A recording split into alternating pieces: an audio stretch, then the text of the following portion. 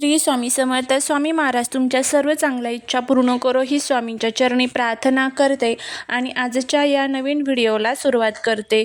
2 April 2026 रोजी हनुमान जयंती आहे.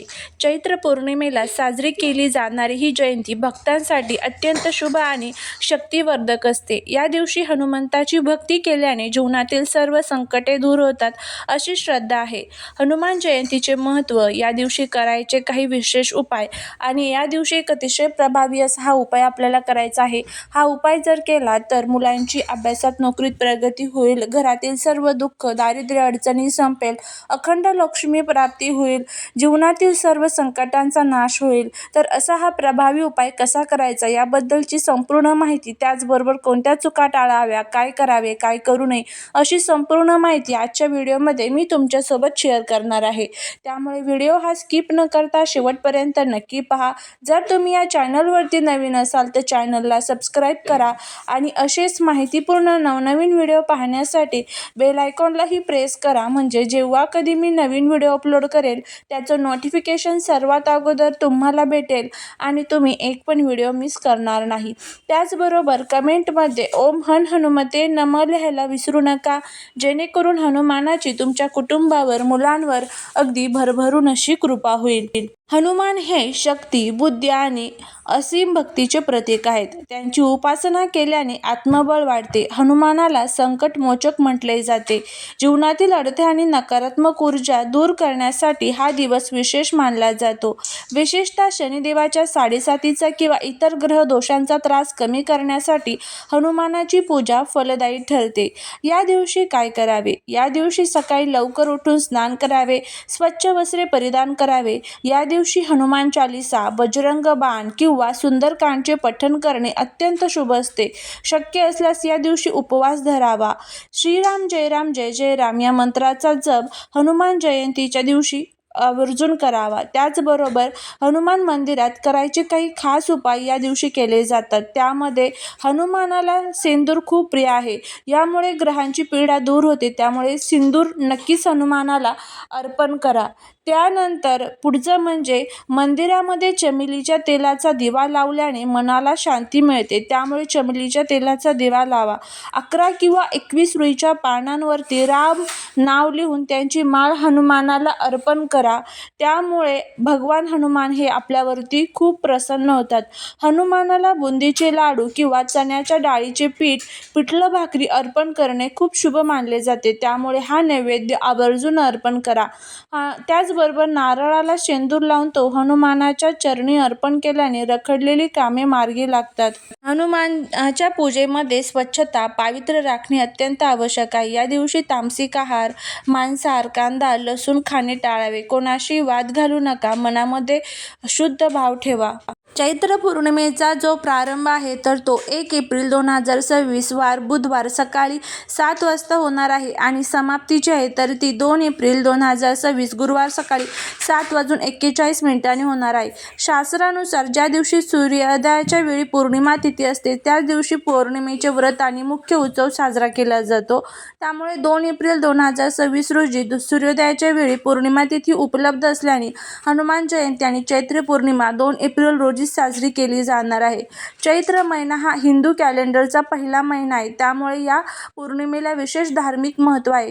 याच दिवशी पवनपुत्र हनुमानाचा जन्म झाला होता, म्हणून हा दिवस देशभरामध्ये मोठ्या उत्साहात साजरा केला जातो. या दिवशी पवित्र नद्यांमध्ये स्नान करणे, गरिबांना दान देणे अत्यंत पुण्यकारक मानले जाते. यामुळे पापमुक्ती होऊन सुख समृद्धी मिळते अशी श्रद्धा आहे. अनेक घरांमध्ये या दिवशी भगवान सत्यनारायणाची कथा आणि पूजा केली जाते.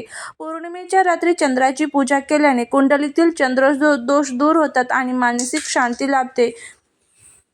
चैत्र पौर्णिमा ही हिंदू वर्षातील पहिली पौर्णिमा असल्याने धार्मिक आणि आध्यात्मिक दृष्ट्या तिला विशेष महत्त्व आहे. या दिवशी आपल्याला सकाळीच महालक्ष्मीचा अभिषेक करायचा असतो. पूजेत कवड्यांना हळद कुंकू लावून देवी लक्ष्मी समोर ठेवा. पूजा झाल्यानंतर त्या लाल कपड्यात बांधून आपल्या तिजोरीत ठेवा. रात्री गाईच्या दुधाची खीर बनवून त्यात थोडी केसर टाकावी आणि देवी लक्ष्मीला हा नैवेद्य अर्पण करा. सकाळीच मुख्य दरवाजा स्वच्छ धुवून उंबरठ्यावर स्वास्तिक काढावे, हळदी कुंकू व्हावे. यामुळे नकारात्मक ऊर्जा घरात प्रवेश करत नाही. घरात पुसण्याच्या पाण्यात थोडेसे समुद्री मीठ टाकून घर पुसावे, यामुळे घरातील वास्तुदोष दूर होतात. रात्री जेव्हा चंद्र पूर्ण प्रकाशात येईल तेव्हा चंद्राला दूध मिश्रित जल अर्पण करावे. त्याचबरोबर या दिवशी तांदूळ, दूध, साखर आणि पांढरे कापड गरजू व्यक्तीला दान करणे अत्यंत शुभ मानले जाते. पौर्णिमेच्या दिवशी पिंपळाच्या झाडामध्ये लक्ष्मी आणि विष्णूचा वास असतो असे मानले जाते. त्यामुळे सकाळीच पिंपळाच्या झाडाला जल अर्पण करावे. संध्याकाळी झाडाच्या मुळाशी शुद्ध तुपाचा दिवा लावावा, यामुळे पितृदोष शांत होतो. त्याचबरोबर 2 एप्रिलला हनुमान जयंती असल्यामुळे या दिवशी हनुमान चालीसा वाचल्यानंतर थोडा वेळ ओम सोमाय नमः या मंत्राचा जप देखील तुम्ही करू शकता.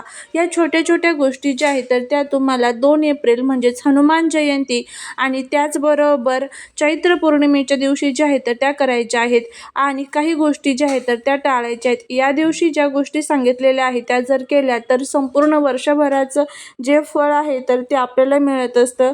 त्यामुळे आपल्याला ह्या सर्व गोष्टी करायच्या असतात. त्यानंतर आपल्याला हा जो एक अतिशय प्रभावी असा उपाय करायचा आहे. उद्या आपल्याला अंघोळीच्या पाण्यामध्ये ही एक वस्तू टाकायची आहे. यामुळे शत्रू तुमची घरी येऊन माफी मागेल. फक्त 1 दिवसात इच्छापूर्ती होईल. पितृदोष, वास्तुदोष, नजरबाधा ज्या काही अडचणी आहेत तर त्या कायमच्या दूर होतील. असा हा प्रभावी उपाय कसा करायचा याबद्दलची संपूर्ण माहिती जर तुम्हाला जाणून घ्यायची असेल तर तुम्हाला या व्हिडिओला लाईक, शेअर, सबस्क्राईब करायचं आहे. आणि बघा, उद्या सकाळीच उठल्यानंतर हा उपाय लवकरात लवकर करण्याचा प्रयत्न करायचा आहे. आणि सकाळी 8 वाजायच्या जर अगोदर तुम्हाला हा उपाय करणं शक्य असेल तर अतिशय उत्तम. पण जर नाही शक्य झालं तर मग तुम्हाला जेव्हा तुम्ही टाईम भेटेल तेव्हा तुम्ही हा उपाय करा. अंघोळीच्या पाण्यामध्ये एक वस्तू टाकायची आहे. बघा, या दिवशी पवित्र नद्यांमध्ये आंघोळ करायला विशेष महत्त्व असतं. पण जर आपल्याला शक्य नसेल तर आपण घरच्या घरीच हा उपाय करू शकतो. तर तुम्हाला आंघोळीच्या पाण्यामध्ये एक प्लेट घ्यायची आहे. त्या प्लेटमध्ये काही साहित्य ठेवायचं आहे. त्यामध्ये सर्वात पहिलं आपल्याला थोडीशी हळद ठेवायची आहे. हळद जी असते तर ते गुरुग्रहाचं प्रतीक असतं. त्यामुळे थोडीशी हळद, 1 ते 2 तुळशीची पानं ठेवायचं आहे. थोडेसे खडे मीठ ठेवायचे आहे. आणि ह्या सर्व वस्तू ज्या आहेत तर त्या तुम्हाला आंघोळीच्या पाण्यामध्ये टाकायच्या आहेत. त्यानंतर तुम्हाला भगवान विष्णूंचं स्मरण करत करत अंघोळ करायची आहे. आणि अंघोळ करत असताना हा एक मंत्रसुद्धा तुम्ही म्हणू शकता. मंत्र अशा पद्धतीने आहे: गंगा चेमुने चैव गोदावरी नर्मदा सिंधू कावेरी जलस्मिन् सिंधी कुरु. हा मंत्र म्हणा. हा मंत्र मी तुम्हाला डिस्क्रिप्शन बॉक्समध्ये लिहून देईल. पण जर नाही तुम्हाला शक्य झालं तर मग तुम्ही फक्त श्रीराम जय राम जय जय राम या मंत्राचा सुद्धा जप करू शकता. त्यानंतर अंघोळ करा. भगवान विष्णूंना प्रार्थना करा की माझ्या जीवनातील जे काही दुःख, दारिद्र्य असेल तर ते कायमचे संपून जाऊ दे. तुमची कृपा अखंड माझ्यावरती असू दे, अशी प्रार्थना करा. आणि तुम्हाला हा उपाय जो आहे तर तो उद्या अशा पद्धतीने करायचा आहे. करून बघा. तुम्हाला याचा खूप चांगला फायदा जो आहे तर तो बघायला मिळेल. सर्व दुःख, दारिद्र्य, दोष, अडचणी, वास्तुदोष, पितृदोष, नजरबाधा, इडापिडा ज्या आहेत तर त्या कायमच्या दूर होतील. भगवान विष्णू, देवी लक्ष्मी, हनुमंतरायांची कृपा ही अखंड तुमच्यावरती होईल. मनातील सर्व इच्छा ज्या आहेत तर त्या नक्कीच तुमच्या पूर्ण होतील. फक्त श्रद्धेने आणि विश्वासाने जे काही आपण उपाय करतो तर ते आपल्याला करायचे असतात. असा आंघोळीच्या पाण्याचा उपाय करा, फायदा होईल. चालेली सेवा महाराजांच्या चरणी रुजू करते. श्री स्वामी समर्थ.